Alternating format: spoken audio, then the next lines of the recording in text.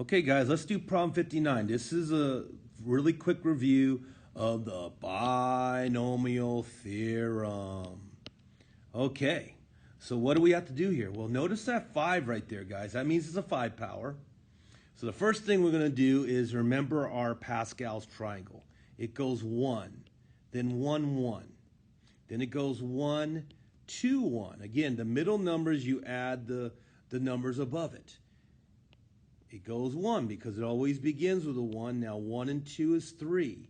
2 and 1 is 3, and then it ends with a 1. Let's do another one. This time 1 and 3 is 4. 3 and 3 is 6. 3 and 1 is 4. And it ends with a 1 at the end. Let's do it one more time. Begins with a 1. 1 and 4 is 5. 4 and 6 is 10. 6 and 4 is 10. 4 and 1 is 5, and it ends with a 1. Now, how did I know to stop right here? Is because that 5 tells me it's for the 5 power. The 4 would be for the 4 power. The 3 would be for the 3 power. And usually we don't have to go to 2 or 1 power because we usually just do that with distributive property.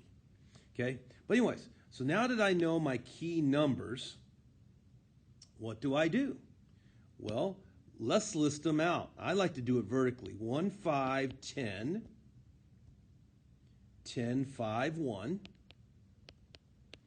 And then our first term was 2a.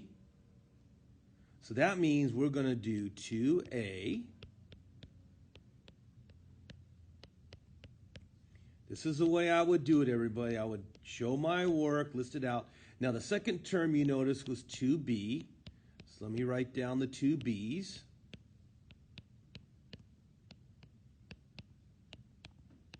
Now, because it was a 5 power, we know that the 2a is going to have a 5 power on it initially, right?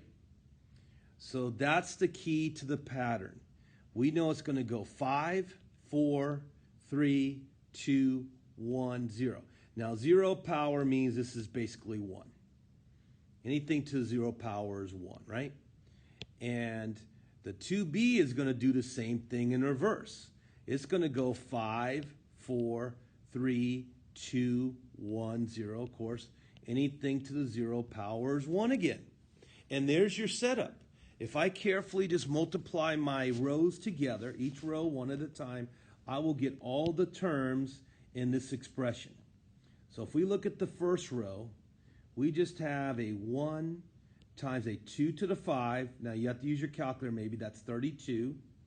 So we have 32. And we do have an a to the 5. Notice the b was to the 0 there, so there's no b. That's your first term. Our second term, right here, we're going to take the 5. Now, 2 to the 4, again, with your calculator, you should know is 16. Now, what's 16 times 5? That's 80, right?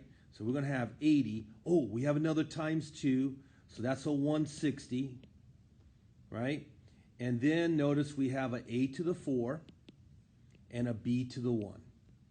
So it's a4b. All right, third row. We have a 10. 2 to the 3 is 8, so that's 80. Now this is 2 to the 2, 4. 80 times 4 is 320. Again, you can do all this with the calculator. Don't be intimidated by the fact I'm doing it in my head. And then notice we have an A3 and a B2. All right, next row. We have a 10. 2 to the 2 is 4 times 10 is 40. 2 to the 8 is 2 to the 3, sorry, is 8. 8 times 40 is 320 again.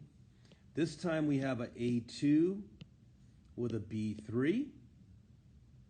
That's a 5 times 2 to the 1 is 2 times 5 is 10.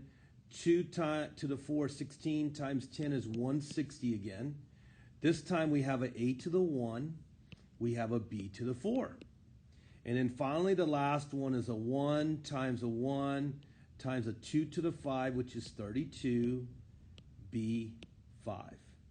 And so there's our expression, guys. All you have to do is just throw a plus there in between each one of those, and you have binomial theorem done correctly.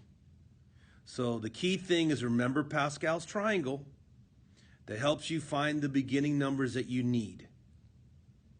And then it's just a matter of following the pattern.